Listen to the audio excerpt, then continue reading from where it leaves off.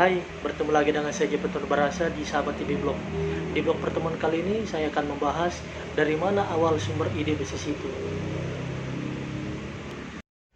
Sebelum saya menjelaskan macam-macam sumber ide yang dapat digunakan sebagai inspirasi bisnis, saya akan menjelaskan apa itu ide bisnis. Ide bisnis. Ide bisnis adalah respon seseorang, banyak orang, atau suatu organisasi untuk memecahkan masalah yang teridentifikasi atau untuk memenuhi kebutuhan di suatu lingkungan atau pasar dan masyarakat. Peluang usaha atau bisnis dapat dijelaskan sebagai ide investasi atau usulan usaha yang menarik yang memberi kemungkinan untuk memberikan hasil atau keuntungan bagi seseorang yang memiliki risiko. Setelah saya menjelaskan apa itu ide bisnis, kini saya akan menjelaskan macam-macam sumber ide yang dapat digunakan sebagai inspirasi bisnis. Sumber ide yang dapat digunakan sebagai referensi amat sangat banyak di sekitar kita. Sumber ide bisa datang dari mana saja dan kapan saja, baik itu dari dalam diri sendiri maupun dari lingkungan sekitar. Mengetahui berbagai macam sumber ide dapat membawa seseorang untuk menemukan gagasan yang cemerlang. Berikut ini kita bahas macam-macam sumber ide bisnis yang dapat digunakan sebagai acuan dalam berwirausaha. Yang pertama, sumber ide dari pekerjaan. Suatu pekerjaan yang pernah Anda tekuni pada waktu yang lalu dapat dijadikan sebagai salah satu sumber ide. Dengan menggali apa yang sudah Anda lakukan dalam pekerjaan sebelumnya, dapat menghasilkan ide bisnis yang bagus. Anda dapat menggunakan ide bisnis tersebut untuk merancang dan mengkonsep usaha apa yang akan Anda mulai. Misalkan, jika Anda pernah bekerja di sebuah restoran, maka secara tidak langsung Anda sudah belajar dan mendapatkan kemampuan dalam dunia usaha kuliner. Tinggal Anda mempraktekkan ilmu yang sudah didapat dari pekerjaan sebelumnya. Untuk memulai dan mencoba sebuah usaha, Anda dapat mendirikan rumah makan, kedai, warung makan, atau bahkan restoran sendiri. Yang kedua, sumber ide dari kemampuan. Kemampuan yang Anda miliki bisa Anda dapatkan dari hasil belajar. Coba ingat-ingat hal apa saja yang pernah Anda pelajari sebelumnya. Proses pembelajaran tidak hanya datang dari pendidikan formal seperti sekolah saja, namun juga bisa datang dari luar pendidikan non-formal seperti kursus dan pelatihan. Semua hal yang pernah Anda pelajari dapat Anda gunakan sebagai rujukan sumber ide untuk berbisnis. Kemampuan yang Anda kuasai bisa menjadi fondasi yang kuat jika dijadikan sebagai acuan untuk memulai dan menekuni bisnis. Sebagai contoh, pada masa lalu Anda pernah mengikuti kursus menjahit, Anda dapat memanfaatkan kemampuan yang Anda miliki tersebut sebagai fondasi awal dalam memulai usaha. Tidak harus menjadi seorang penjahit, Anda dapat mengembangkannya untuk menjadi seorang desainer pakaian dan membuka butik sendiri.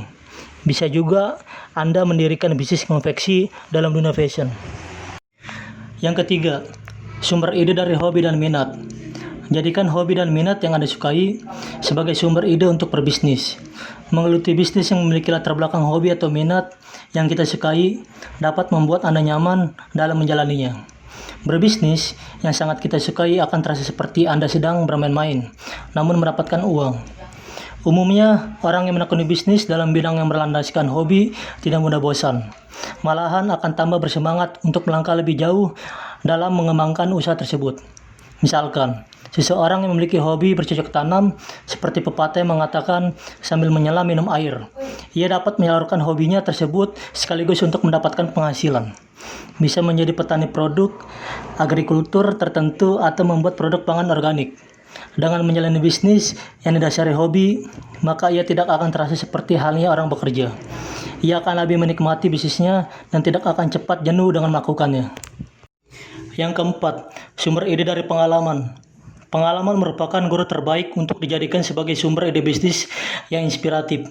Pengalaman yang digunakan sebagai sumber ide bisnis tidak hanya datang dari pengalaman pribadi saja, namun bisa juga Anda gunakan pengalaman yang pernah dialami orang lain sebagai sumber ide bisnis tersebut. Biasanya pengalaman buruk akan mendapat kesan tersendiri dan sulit untuk dilupakan. Pengalaman yang buruk bukan berarti harus dihindari, namun harus dipelajari supaya terhindar dari kesalahan yang berulang. Dalam mempelajari dan mencari pemecahan masalah ini, kemudian memicu munculnya ide brilian yang dapat digunakan sebagai lahan bisnis. Contoh, Anda pernah mempunyai pengalaman buruk ketika akan bepergian ke suatu tempat menggunakan angkutan antar jemput dengan fasilitas yang tidak memadai dan pelayanan yang sangat tidak memuaskan.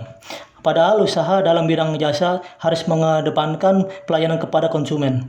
Bermodalkan pengalaman buruk tersebut, Anda dapat mendirikan usaha perjalanan angkutan antar jemput dengan fasilitas lebih dan pelayanan yang lebih ramah kepada konsumen. Yang kelima, sumber ide dari pengamatan. Siapa sangka pengamatan yang Anda lakukan dapat memberikan bermacam-macam sumber ide untuk memulai bisnis. Dengan mengamati apa yang terjadi di sekitar, kita dapat mengetahui peluang usaha dengan berupa berbagai macam kebutuhan pasar yang belum terpenuhi. Dari hasil pengamatan tersebut, kita dapat menangkap peluang untuk dijadikan sebagai lahan bisnis.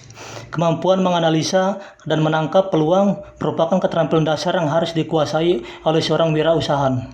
Misalnya, dari hasil pengamatan yang dilakukan Anda melihat banyaknya pasangan rumah tangga yang berkarir sehingga mereka kekurangan waktu untuk mengurus rumah dan mengasuh anak. Dari hasil pengamatan tersebut, Anda dapat menangkap peluang untuk mendirikan biro jasa penyaluran tenaga asisten rumah tangga yang legal. Dengan ide bisnis tersebut, Anda dapat mendapatkan ladang bisnis dalam bidang jasa sekaligus membantu orang lain. Jadi begitulah penjelasan tentang dari mana sumber ide bisnis itu. Di episode blog saya berikutnya akan diterbitkan pada hari Rabu depan. Jadi pastikan tetap berlangganan di blog saya dan terima kasih telah membaca dan menonton blog saya untuk pertemuan kali ini. Sampai jumpa.